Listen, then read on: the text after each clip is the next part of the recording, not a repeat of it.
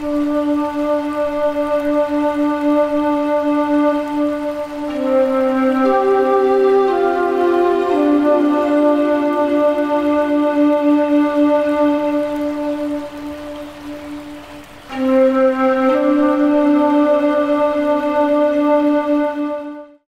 everyone. This is another Freedom to Feel conversation, and my guest today is Chris Becker. He's a scientist, an inventor, and a writer. He's the author of A Path with Psychedelics, a journal of journeys, and Healing with Psychedelics, essays and poems on spirituality and transformation. So this is my brief bio. The full bio will be at the end of this video interview. But the question that I love asking, and all my guests know, everybody knows at this point who are in contact with the Fit for Joy platforms, is who are you in your own words? Who is Chris as of this moment? Thank you. I'm a seeker, a curious person, a student of life, you can say. Yeah. And maybe a little bit more about background. I know you have some background, but people might want to know, how old are you? I'm 72. Yeah. So I've been around a while. And a little bit of wisdom comes from being on the planet for a while. And I'm a retired scientist.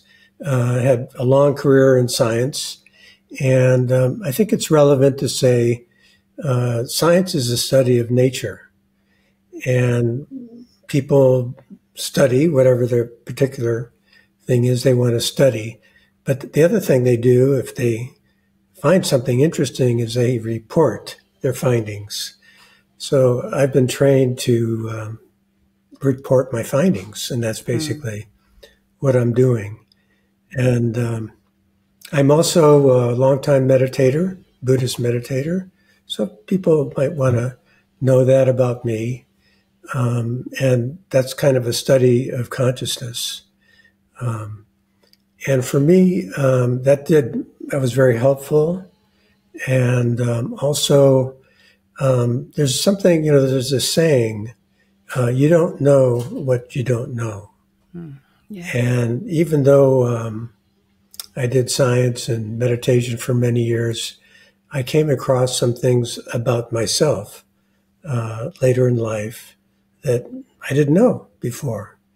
I didn't know that I was really injured as a child, what psychologists talk about developmental trauma, or call it whatever you want. I didn't know that there's a way to heal that fairly quickly or fairly rapidly. I found that out. And also the spirituality is something it's here. It's right here. And it's something we can experience if we're fortunate enough to. So those are some of the more recent things I've learned and that have prompted me to write about my experiences. Wow. Yeah. You said a lot there. You got me curious about, through your scientific inquiries into the nature of spirituality and yourself, the nature of life, what have you found, Chris, that you can say it's something that's beyond abstract, that feels very real to you, but has this spiritual, let's say, flavor to it? I think maybe it would be if we invite ourselves to just be open. Like there's an old Zen saying, who's moving these hands and feet? If you slow down, everybody can say, oh, yeah, I'm doing it. But if you think about it, slow down a little bit, where is this coming from? So that would be one maybe entry point into wondering, like, what is consciousness? Your eyes can't see your eyes, so to speak. So we're always looking out, but with the eyes of consciousness. So just being curious and open-minded, I think. If we have too many opinions, they kind of get in our way. So letting go of some of the opinions can be helpful. Yes. It's very clear now that there's something else here that it's really hard to put into words. Isn't that interesting? Every time I try to almost create an opinion as something, formulate something, it's, silence kind of comes first. And is that the reason why this path is so challenging for most of us, Chris? Do you believe? Because it feels so abstract. It's so easy to identify with the body and content of the mind, but it's not that which we are. It's not easy to really, but we can't attach to it because we're already it. So isn't it interesting? So I would love to hear from you if it all that makes sense, and how do you see this whole concept of God? Well, I think it's an old Indian saying, maybe from the Upanishads. I'm not sure exactly where. We're sort of God playing hide and seek with itself. Yeah. So it's a mystery. I mean, there's a lot about a mystery, and that's about life. It's a puzzle. And, also I would say it's not easy being human. Nobody promised that this would be really simple. I'm glad I'm not a squirrel, but yes. but nobody said being human was going to always be happy and joyful and simple. It's a gift. Life is a gift. We're expressing that gift. We are a gift. I think that's something maybe is useful for people to try if they're trying to enter into this more spiritual realm, is to pause and think that I am a gift. I am a gift of nature. A lot of people, when we're young, we get injured in one way or another, and we get the message that we don't belong. But I like to say, well, the fact that we're here shows that we do belong. So life, it's a mystery. It's a beautiful mystery, and it can be dark sometimes, it can be light sometimes, and that's what we have to be here to experience and learn. I think that's part of the mystery. There's a learning process, a growing process, and it's beyond my intellect to say why or how, but I think that's pretty clear that we're here to learn and grow. Yes. In your book, you say being guided by love, that this is what you have found in some of your journeys, that it's all about love. It goes back to that. From everything that I read in your book, actually, kind of tastes like love. The flavor is love. So the book that you have written is A Path with Psychedelics, a journal of journeys. So talk to me for a moment about that. What inspired you to write a book about your journeys? But before that, what inspired you to take so many journeys at this level with psychedelics? Well, Valeria, let me answer that question, but I want to say one thing. It's a little piece in that book about fear. All the religions, they come from different cultures, but they all have a ground truth to them. That's what makes them. There's a quote in the book from a 19th century rabbi. He did like vision quests. He was famous for going out into nature, coming back, and then talking to his people. And he said the whole world is a very narrow bridge, and the most important thing is to have no fear at all. Okay. So that's very, very much what you're saying. Now, to answer your question, why did I write this book, and why did I take so many journeys? Well, in the science world, when I was trained, There's kind of two kinds of scientists in my world. There's theoreticians and there are experimentalists. I was an experimentalist. That's sort of where I come from, which is to, let's try this, see what happens. And then, and then of course, report about it. And the reason I wrote the book, also, with a lot of Buddhist training, and of course, all religions, doesn't have to be Buddhism, but in Buddhism, we talk about the Bodhisattva path, which is basically trying to help people. So as I began to learn about myself and my wounding and healing, and found out that it was really possible to have a transformation and feel much better. We can talk a little bit maybe about addictions at some point if we have time. Yeah. And then kind of, without any expectations, start to enter into some spiritual experiences. I thought they were noteworthy. And I didn't really see books quite like the one I wrote. I mean, that was my idea. I mean, there's certainly a lot of spiritual literature out there. Yeah. There's also a lot of literature people talk about when they had a psychedelic experience. There's a lot of that kind of literature. But I didn't really see a book that sort of showed a whole arc of experience. Yeah. And I thought that might be useful for some people who just want to know about it, or maybe thinking they might want to enter into such a path, or maybe they're just beginning on such a path. And even though everybody's different, everybody's path is different, there are certainly some similarities because we're all human. Right. And we all have a desire to know and heal and feel love. So I thought it would be a good example, is the bottom line, why I wrote the book. Yes.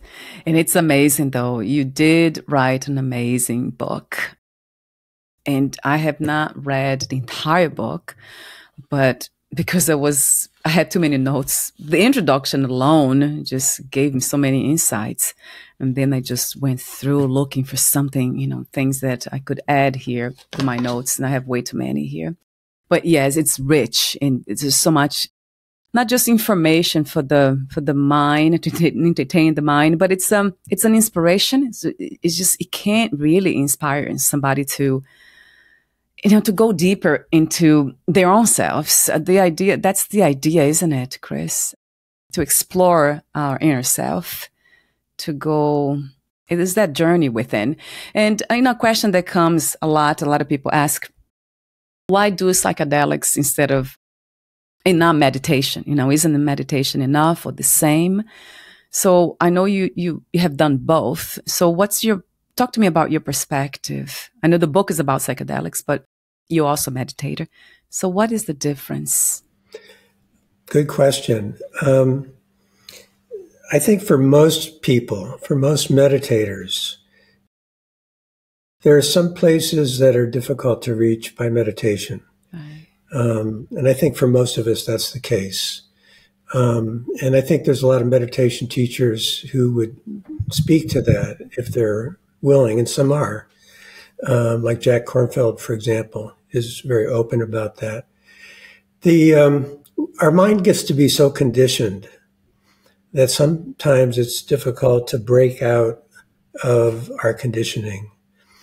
And the psychedelics are they're aids, if you will. They're helpful agents, right, to help go past our conditioning, and nature provides them. So they're not really unnatural substances. Right. Some are synthetic, it's true, but they come from natural materials, but some just grow on the ground. I think they're also gifts. That's my perspective. It's really just a way to help free the mind of some of its conditioning, I think. Yes, that's a very good point. That makes a lot of sense to me. Yeah, to the heart and the mind. Yes. Yeah, some conditionings, they're tough ones. It's like almost like a stain, right, on the clothes. You need something stronger to remove that. Yes. You have tried, I mean, the journeys that you report, they are based on different psychedelic substance, MDMA. You've tried ketamine, you tried mushrooms, psilocybin, and I think you tried ayahuasca too. Did I miss anything? LSD, I think you tried when you were younger. Not for this book, right, Chris? I think there's one chapter. Okay, on LSD too. I love the way you start the dedication that caught my attention immediately. So you say to the ancestors, past and future, honoring your sacrifices, wisdom, and compassion. So this is really interesting when you talk about ancestors. I would like to know, it's your own lineage in your own family, or we are talking here, you're referring to indigenous cultures and, yeah, I mean, not just indigenous, right? I think even I heard about Buddhists have done it. So many people, right? Ancient humans have done psychedelics. It was just natural to them. And I think I heard that we evolved this way. That's what I've heard. I don't know. I have read somewhere, or somebody talked to me about it, that's how the apes, I think they found some psilocybin mushrooms, they tried it, and that's why our brain evolved into what we are today. I don't know, but what is your take on that? The ancestors, or well, we could start with the ancestors. When I wrote that as the dedication, I was thinking of all ancestors, not just my bloodline, if you will. Yeah. And in some ways, we're all indigenous to planet Earth, and I also wrote past and future because time is a funny thing, and some people would say time doesn't really exist; it's only this moment.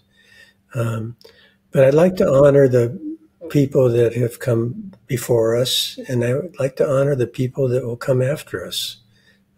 So I kind of see them as one river, if you will.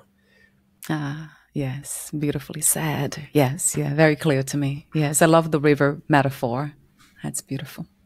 And then the opening poem, too, is The Guest House by Rumi. Why did you choose that poem to open your book with? Well, the Rumi poem, of course, it's one of his most famous poems. Yeah. And many of your listeners, I'm sure, know the poet Rumi. He says in his beautiful way that no matter what comes, even if it's,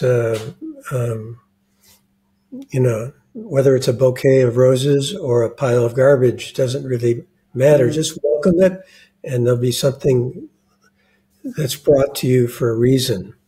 And if you open your door to it, then it will help you. So I think in terms of the theme of the book, a lot of the book is about being hurt, being wounded, and if you will, that's the pile of garbage, so to speak, in the in metaphor, so it's a gift, and we are the guest house, and all these gifts come to us, even though they're not all roses. They will help us if we let them. Yes. Your poem, The Dance, it's called Dance, right? Not The Dance. Let me see.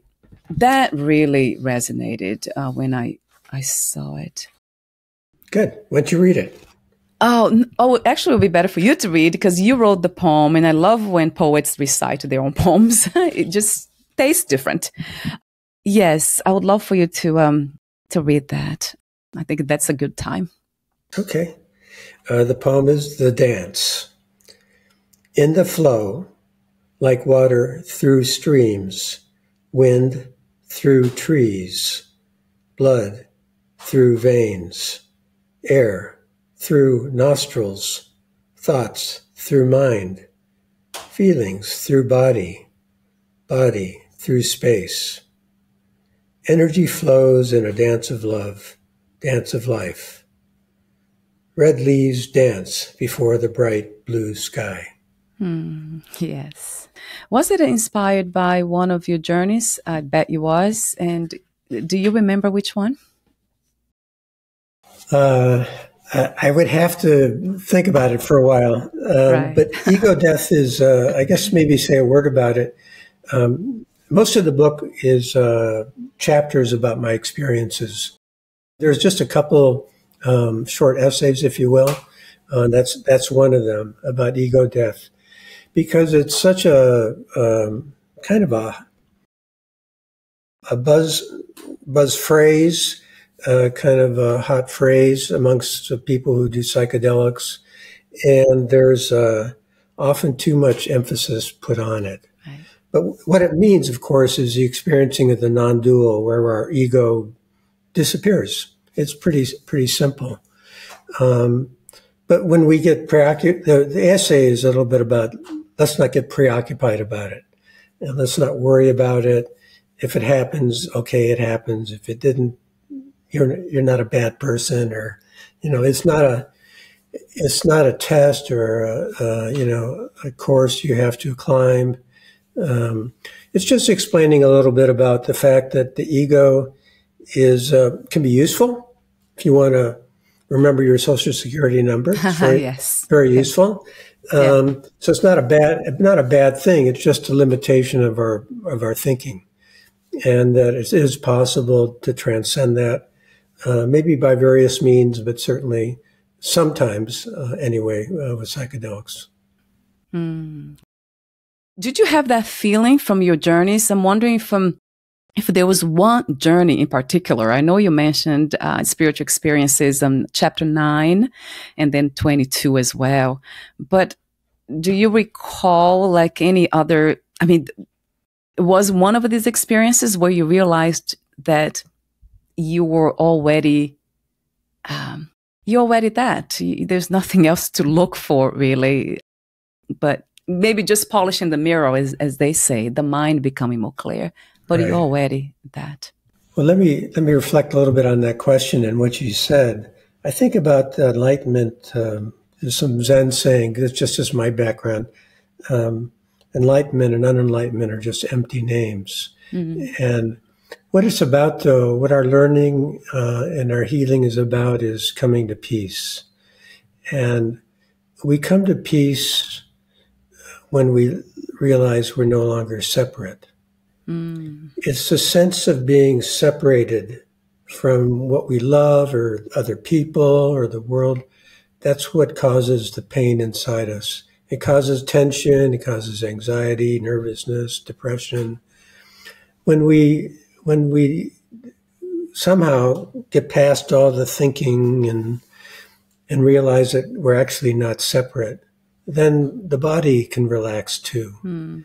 And I think that's a lot of what people are trying to do, whether they're trying to do that consciously or they just instinctively are trying to do that. So as far as in my book and my experiences about, becoming one with the universe, let's say, there were quite a number of them in the experiences I report on. One that I think might be kind of fun to mention. I was, and we should say a little bit about all these journeys were done with a well-trained guide. Yes. We can talk a little bit about that and the importance of that, and not do it yourself. Anyway, I was in the forest with my guide, and it was a mushroom journey, and I was still under the influence of the psilocybin, but I was kind of drifting down. And again, it was outside, and there was a fly. It was just buzzing around me, and I thought to myself, oh, what a perfect buzzing fly, and had no desire for it to be anything else or to go away, or just as it is. That's an example. of feeling connected. Yes.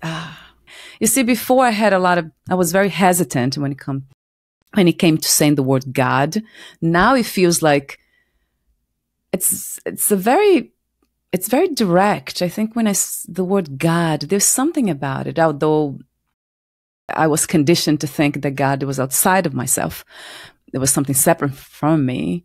I don't know. I think it's the most direct word. I use the word pure consciousness too, inspired by Vedanta and all, but I like the word God. I don't think you mentioned in your book the word God. Oh, yeah. Oh, yeah. I use it sometimes. Oh, yeah. Do you feel like hesitant sometimes? Like, maybe I should use a different word. Well, it's a word, okay? And Right. words have different meanings to different people. And there's a lot of, different interpretations or ideas about God from different people.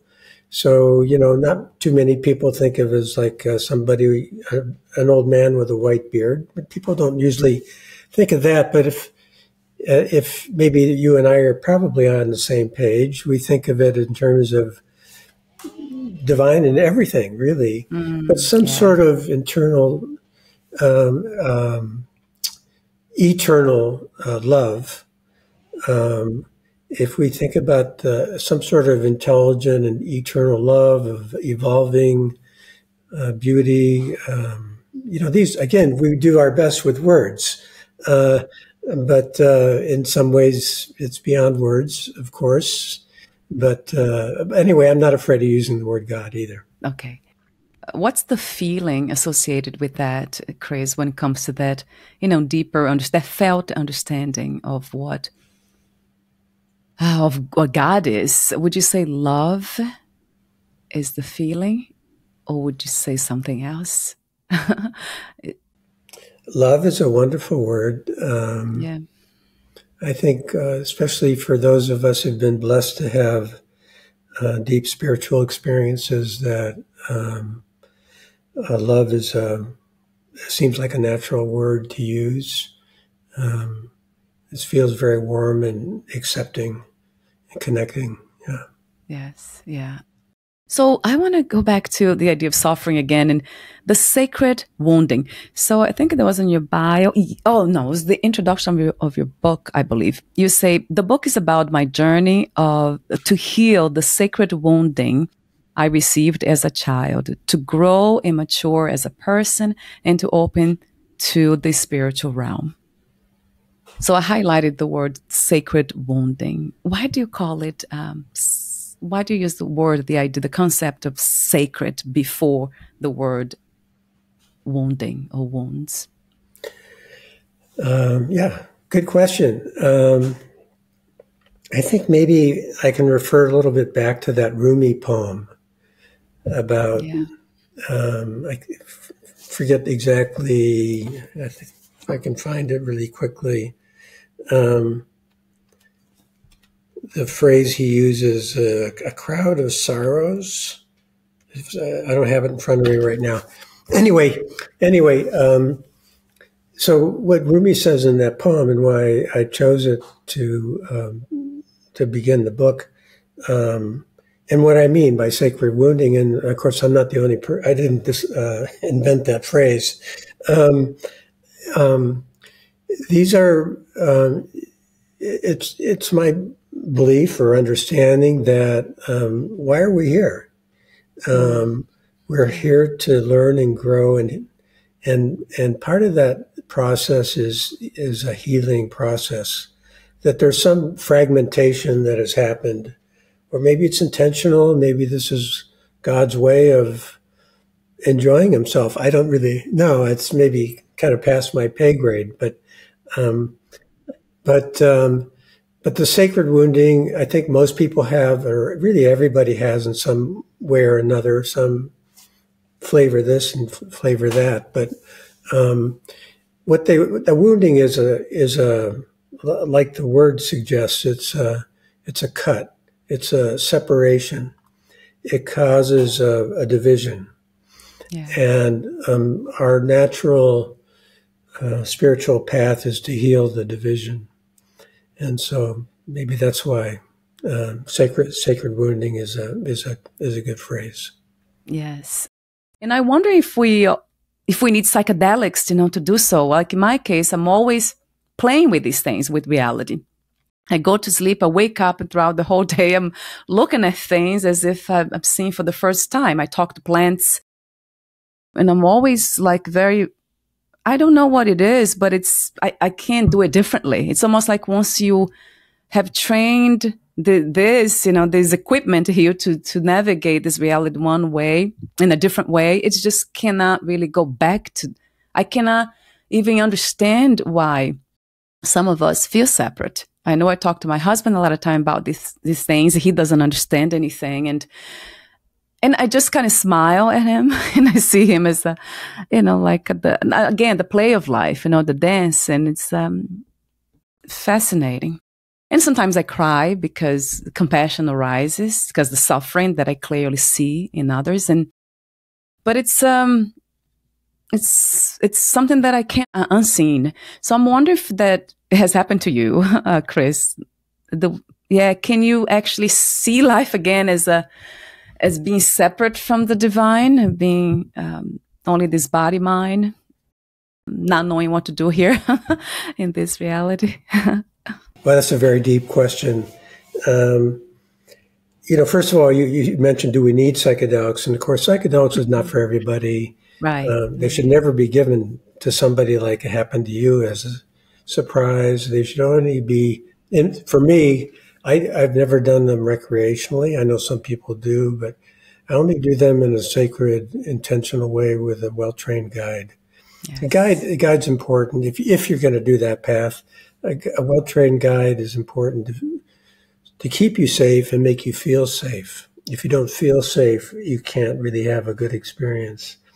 So we haven't talked much about it, but I want the listeners to know that. But sure, they're not for everybody. And there probably some people shouldn't do them. But if they want to explore and they feel they have the right situation to explore, then that's fine. But there's also another Zen, the Vedanta stories. I know the Zen stories. Yes. Before enlightenment, you carry water, and after enlightenment, you carry water. And so we're here on Earth. We're in this body for a while. Let's enjoy it and try to love each other as best we can. It's the human experience. This is what we've been given. And so there's like the guest house. Sometimes it's beautiful. Sometimes it's painful. Sometimes, people get hurt, or somebody we love dies or gets sick, or people lose their job, or whatever. This is part of life. So if we can relax into the unity, it's an easier ride, that's for sure. And just take whatever comes through the front door as a gift from beyond. Yeah. So, gosh, I want to go back to something that I know we talked about developmental trauma. And you mentioned that you found, that was something that you found out. So you didn't know that you had. When did you find out that you had those traumas still, that they were there, undetected? Right. Well, probably in the back of my mind, I knew something, but it wasn't really forefront in my consciousness. Yeah. For a lot of people, we enter some sort of healing path as a result of what you might call a bump in the road. Yeah. And so for me, the wounding, the sacred wounding I had, manifested in various ways, some more obvious than others. Probably the most obvious way for me was I was drinking alcohol, and I was a nighttime drinker. I worked sober. I come home and I would drink in the evening. Yeah. And this happened really until after I retired from my science job. And my brother said to me one time, "Hey, why don't you just quit drinking?" He didn't really like the way I was drinking, and for good reason. And so that was the bump in the road for me. Sometimes people have something like that. Somebody, a friend or relative says something, or you lose your job, or you lose your spouse, or who knows, whatever. So bumps in the road, we don't always have to have them to change, but they pretty frequent are the catalyst, if you will, to the change. And so in deciding to quit drinking, and then thinking that I needed to do something, as my brother said to me, we have to have a plan. You can't just say, "Oh, I'll quit drinking." Coincidentally, a couple months earlier, Michael Pollan's book, How to Change Your Mind, came out. I had read it, I was curious about it. And so he describes in that book the therapeutic use of psychedelics.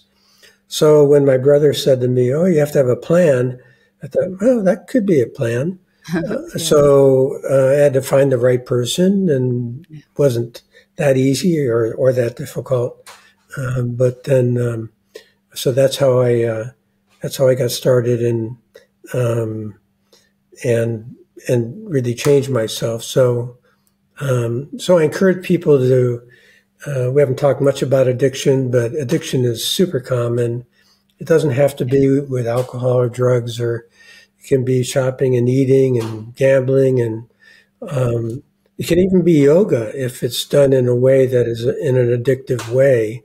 There's no real. So it's when we kind of attach ourselves to something to soothe ourselves. And it's a kind of self-healing, but it's not an effective way of self-healing. It's not lasting. So when people in the audience listening, if they reflect and say, "Do I have an addiction?"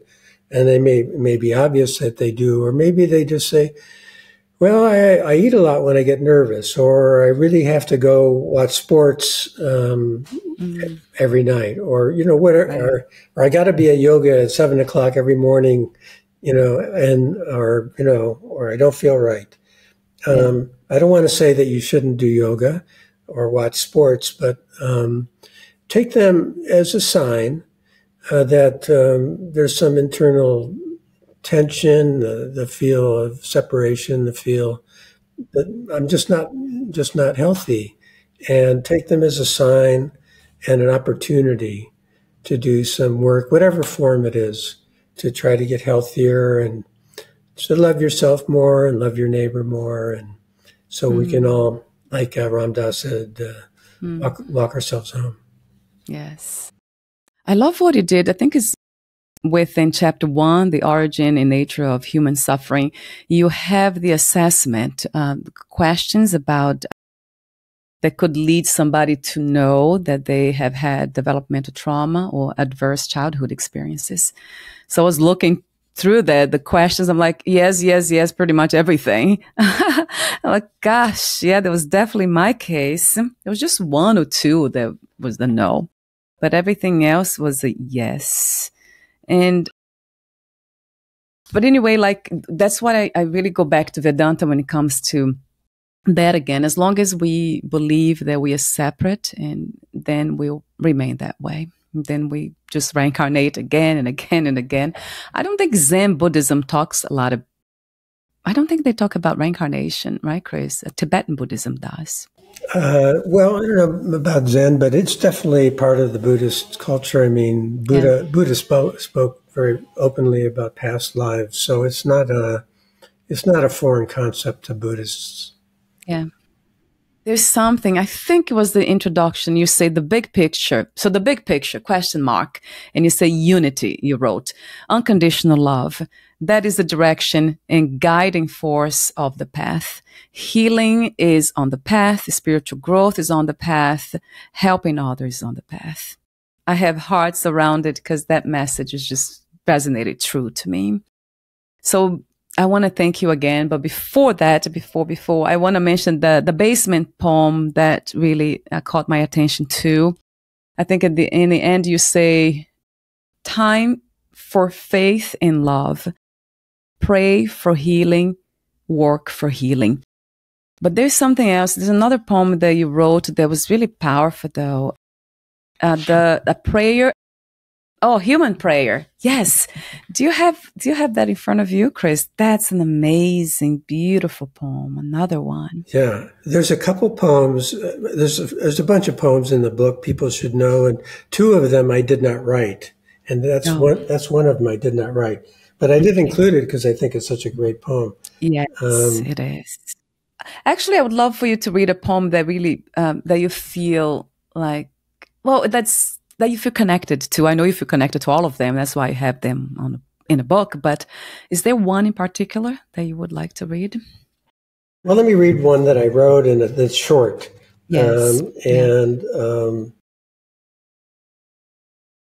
This one is called Magic. What is this magic called life?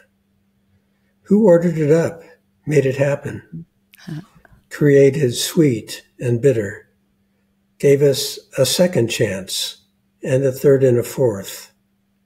Thank you, whatever, whoever, however. Yeah, it's a beautiful one too. Thank you so much, Chris, for being open, courageous, very courageous to do what you have done, to explore your inner world with psychedelics. I know it takes courage because it's not, well, you're facing the unknown, one, but also, some people have passed, lost the body. I think they probably wanted that, but not too many people really. I have read a lot about psychedelics, and I know, and I have listened a lot about it, and I heard that it's not, psychedelics don't really kill people. It's the other drugs do, right? Pharmaceutical drugs kill a lot more people, and I think recreationally. That's why you keep talking about the idea of being responsible to do this with a guide. Don't do it on your own or alone, right? That wouldn't be a good idea. About psychedelics is not for everybody, but if you do want to explore, be respectful, treat them as sacraments, have a good, well-trained guide, and just if you do it with that kind of intention, then it's safe, and you'll learn something probably important. Yes. So thank you so much again. And before we say goodbye for today, would you like to add anything, say anything that you left unsaid, answer any questions I didn't ask? Because there's so many questions I had for you, actually, but I didn't ask. Well, thank you, Valeria, for giving me space to share some of my story, and I hope it's been useful to at least some people. I think that maybe I concluded the book this way. I wish everyone a journey of love. Yes, that's it. Thank you so much, for your presence in this reality. And we'll talk again. We'll be in touch again. Take good care of your beautiful self, Chris. Bye for now.